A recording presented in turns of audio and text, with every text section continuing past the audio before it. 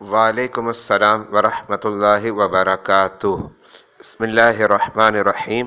آپ نے پوچھا کہ عام طور پر نماز جمعہ سے قبل اردو میں جو ہے ائمہ کرام خطاب کرتے ہیں، تو ائمہ کرام کے خطاب کو سنتے وقت اگر کوئی شخص جو ہے درود شریف پڑھتا ہے، ذکر کرتا ہے، تسبیح پڑھتا ہے، تو یہ پڑھنا صحیح ہے یا نہیں؟ تو اس کا جواب یہ ہے کہ وہ خطاب کر رہا ہے اور آپ سن رہے ہیں، اس دوران اگر آپ درود پڑھتے ہیں، ذکر پڑھتے ہیں، اذکار پڑھتے ہیں تو اس میں کوئی قباحت نہیں۔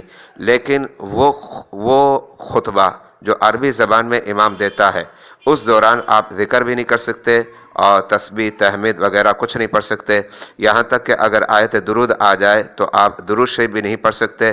ہاں، علماء نے اس بات کی رخصت دی کہ آیت درود پر اگر وہ درود پڑھنا چاہتا ہے تو پھر لفظوں میں نہیں بلکہ من میں درود پڑھ سکتا ہے۔ والسلام۔ محمد وسیم ضیائی، مرکز العلوم الاسلامیہ اکیڈمی، بادامی مسجد، کراچی، پاکستان۔